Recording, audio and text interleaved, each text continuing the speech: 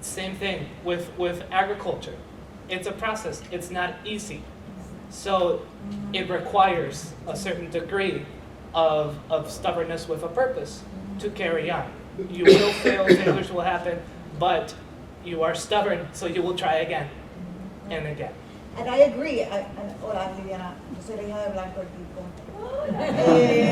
And I agree with that as well.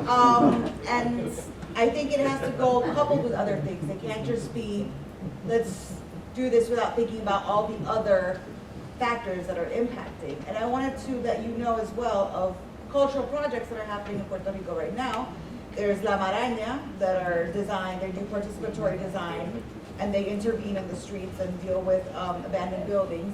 Casataft 169 also are doing reclaiming public spaces that are abandoned. And Libros Libres is also a cultural artistic project.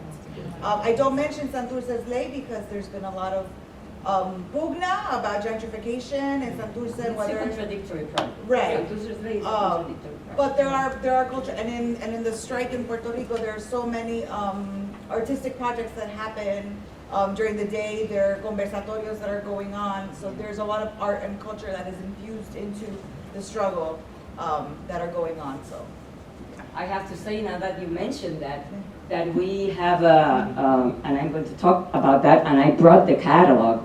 We had an exposition of 15 of those projects, and Maraña is there, Casataf is there, Project Piso is there, 15 projects that are in exhibition, which are called participatory design projects. And they are, as we speak, we have that exhibition in Puerto Rico now, and tomorrow I will talk about that.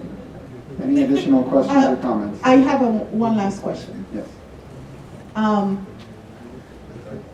So my question is, following up with my mother and me in 1968, FBI was at our doors. We were escorted with rifles throughout the island. I am a child with PTSD from that era. We were running underground. We have carpetas. So for me, having a conversation around, yay, we're gonna make Puerto Rico libre, means death. And Melissa Mia and all my comrades around, and mi darling querida aquí, and so many people, I really embrace what you're doing, but I feel paralyzed. My escape is to do decolonization through the arts, doing that cultural piece. But I tremble, and I have started to tremble now, because I was the baby sleeping in the house when there were 25 people around the village being knocked on their doors. This happened. We were corralled. Our people were sent to jail. Maribras was there at that time. We're talking about so much more. And when I hear financial despotism, colonialism, and all this, all I can see are the rifles. And that we live under a military coup in the island right now.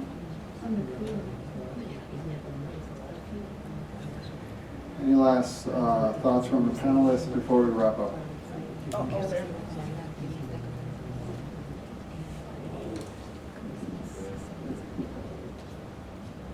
Hi, I'm Heida Martinez, and I want to go along with what you're saying. I'm a psychologist myself, and I'm a product of UPR Rio Piedras, and I'm currently at UMass.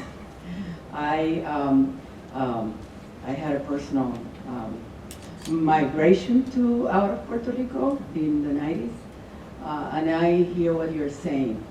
And all of you have been talking, and I'm just following everything, every detail, because I left Puerto Rico, but I didn't leave it. So, So as a mental health practitioner and working in the area with the Puerto Rican community, I know firsthand what's happening to a lot of our people here and a lot of the people in Puerto Rico. So when we're talking, I'm thinking about the decolonization of the mind.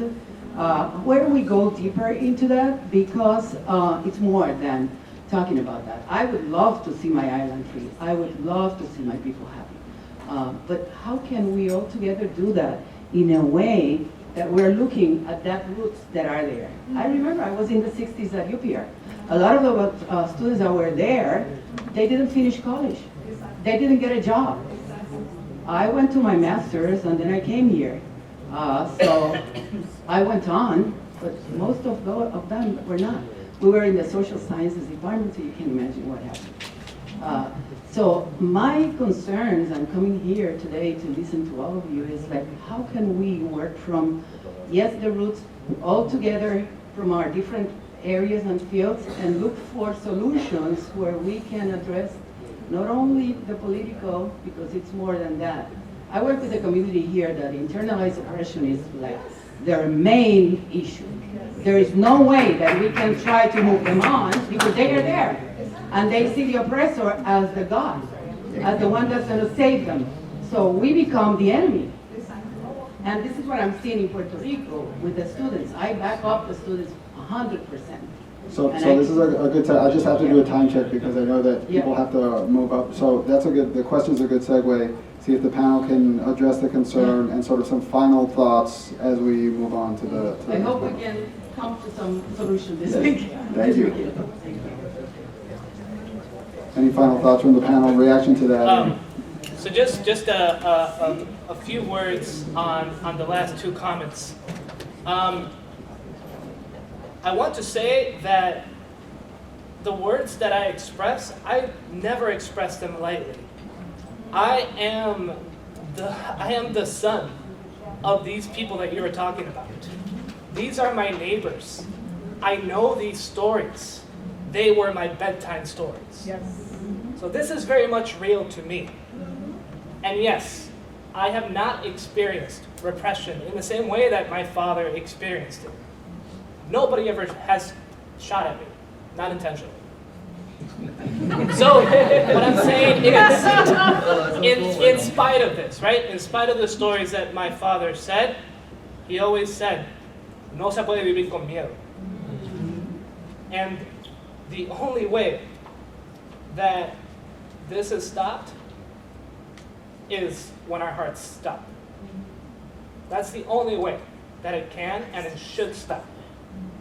But I do not say that lightly. And I understand. I understand the very real suffering that families go through and that individuals go through when they take this on. Francisco, any last thoughts? Sure. I mean, I hear that, and I also think that it is very important to acknowledge.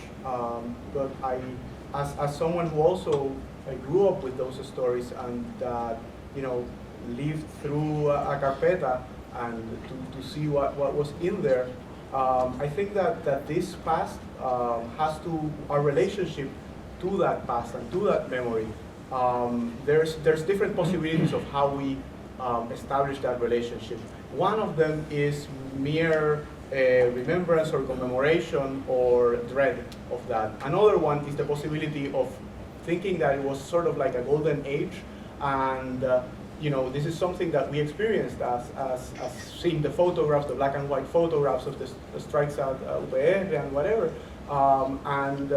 I think that I personally had that feeling of nostalgia for it, of seeing those photographs. But after the going through a process such as the strikes at the University of Puerto Rico, and after seeing a different generation engaging with our reality, I think that there's a shift in perspective. I think that those students that are at the University of Puerto Rico right now, they don't relate to that heritage in the same way. And young people don't do that. They have been accused of being nostalgic. They have been accused of just trying to restage what they were taught was like what you should do when you go to college. But it's not at all about that. It's not at all about that because there are breaks in our memory, and this of course is a thematic in our culture, the break in our memory, and that can only be transformed, probably never healed, through those processes that integrate that memory into actual concrete struggles that are continuing to happen, into the new perspectives of people whose only possible relationship to that reality that exists there is a relationship of a struggle. Because it's not a question of if they think that it's romantic to engage in it. It's a question of there is actually no other possibility for them right now. So, I guess the thing I would want to say is that survival is resistance to imperialism. When I wrote in Reproducing Empire about the struggles in Puerto Rico from the 1880s through the 1970s, I was not tracing the explicit decolonization struggles. I was tracing all the other ways that people resisted colonialism that didn't, in fact, generate that didn't invite the awesome military power of the United States to come raining down on their heads, and in order to insist that resistance has always existed in every sector in Puerto Rico. And it seems to me that the reason to narrate financialization and neoliberalization as affecting not just municipalities but households is to say, in some sense, in this moment, it doesn't matter that much where you are or what the form of the state is or what state. I mean, God help us, of course it matters. I don't mean it doesn't matter. But I mean that the ways that we survive are similar across many, many places and across many, many households. And I think that all survival is resistance. Many of us were not meant to survive. Thank you to the panel for your participation today.